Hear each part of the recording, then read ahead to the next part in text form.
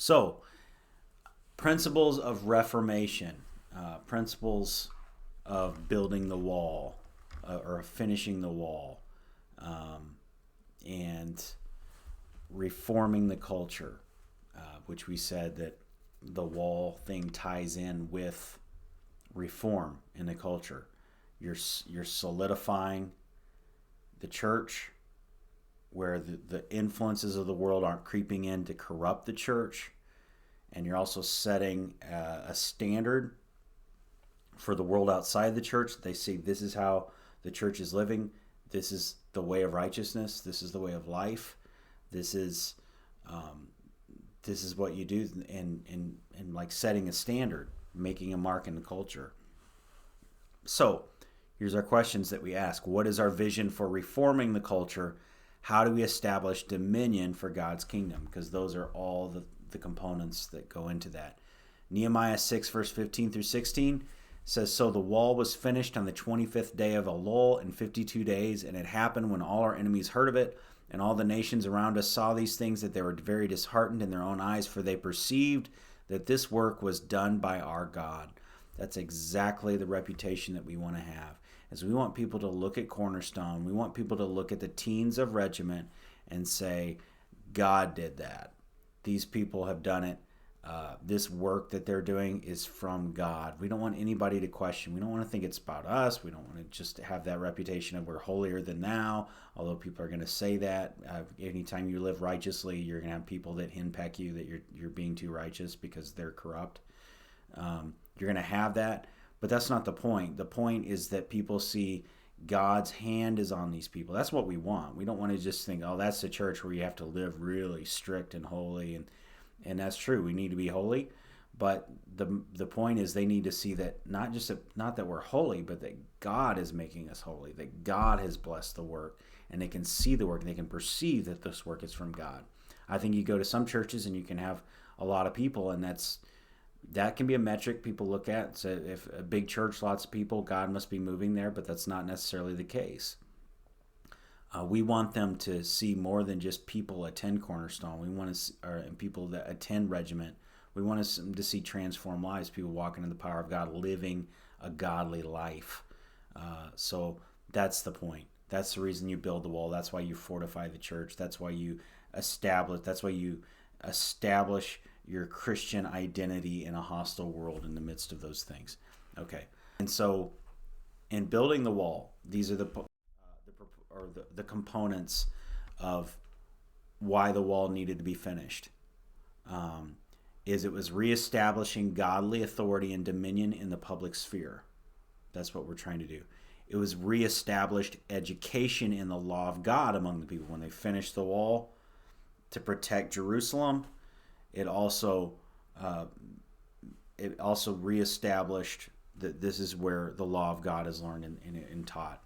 And as we do that, as we establish our Christian witness on the culture, you see reestablished godly authority, reestablished dominion in the public sphere. You see reestablished education in the law of God among the people, and reestablished societal order with greatly compounded evangelistic potential. So if you establish dominion in the public sphere, standing up for the truth, even though it's uncomfortable, standing up for what's right, you actually make it easier to evangelize people when the culture sees a clear right from wrong in your life. All right. What goals shall we set to accomplish this vision for fortified dominion?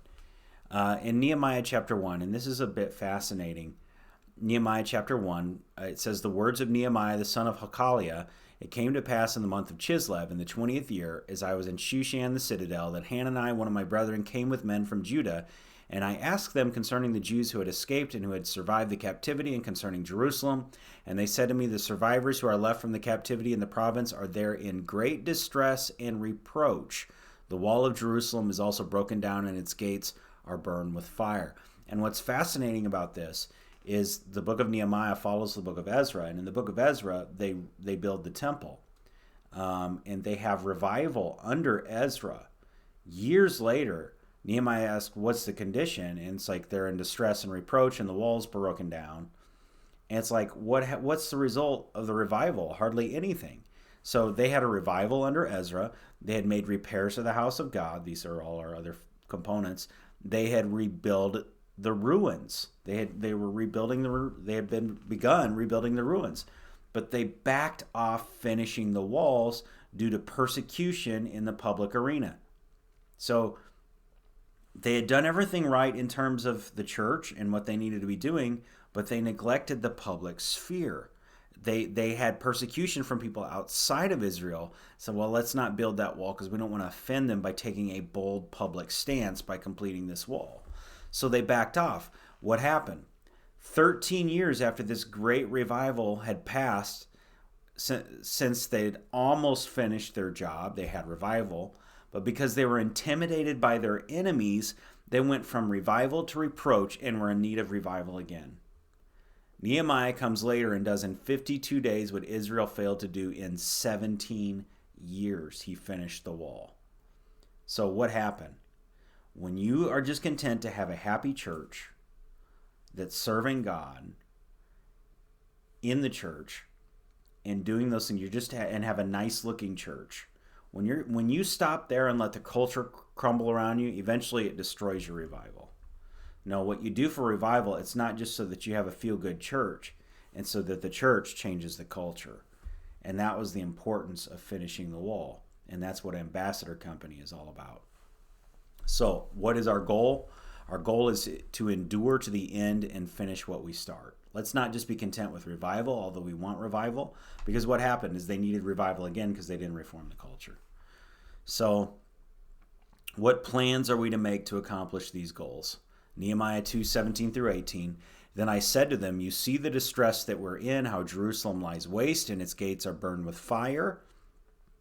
Come, let us build the wall of Jerusalem that we may no longer be a reproach. And I told them of the hand of my God, which had been good upon me, and also of the king's words that he had spoken to me. So they said, let's rise up and build. Then they set their hands to this good work. And so Nehemiah's plans, we can see what Nehemiah began to set about in himself and in the group. You can see some qualities in Nehemiah that apply to being an ambassador. And one is intercession. An intercessor is someone who prays for others and is someone who stands in the gap for others. So what some people think intercession is they go hide in a prayer closet and pray about stuff, but it stops there. No, you pray to get the power from God to actually physically stand in the gap in the situation. And that's what we have to be willing to do, not just pray about it. Yes, pray about it, but pray about it so that you get the power from on high that you need, just like Jesus would spend time with his Father and then go out and have a miraculous ministry. That intercession privately, that when you get public, you're full of the power of God and you can physically stand in the gap in those needs in society. Boldness, that's a second quality in Nehemiah, and that he demonstrated great boldness, because you have to be bold to do this work, because you're going to be moving and shaking things. You start messing with the culture and messing with people's opinions. It's going to take boldness, because there'll be pushback. Thirdly, public service. We have to be willing to go to work, and even doing menial things. How important is it to do that in society? I've got more important things to do. No, the public needs to see you serving, and because as you're doing it, you're in a position where you can be salt and light. And public leadership, because if they see you serving, you're interceding, you're standing in the gap, you're bold, you're also demonstrating public leadership.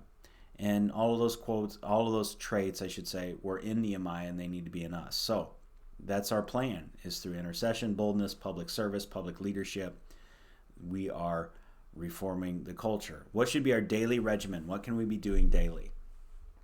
Well, obviously, anytime you say that, there's a lot of things that you can come up with. But just a few examples from Nehemiah's life, even though Malachi is our mascot, so to speak, from this particular concept. But there's several times where Nehemiah asked God to remember him because of the adversity that he went through. Nehemiah governed for 12 years without pay, so to not be a burden on the people. He dealt with corruption in the church leadership. I mean, he had to confront church leaders, tell them they're wrong. That's anytime you do that, you're going to have problems. He dealt with corruption among the ruling class in business, politics, and among societal elites. So he was confronting stuff. He was making enemies in order to get people to do the right thing. He dealt with corruption in social issues. He dealt with sex. He dealt with marriage, family, domestic life. He got personal. That's going to offend people. That's going to rub people raw. It's going to make people hate you.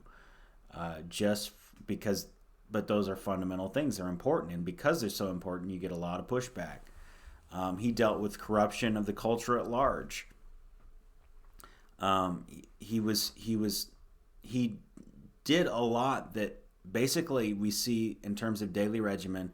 We see a pattern of personal sacrifice. And that's what you have to realize too. And like Bill Wilson said, your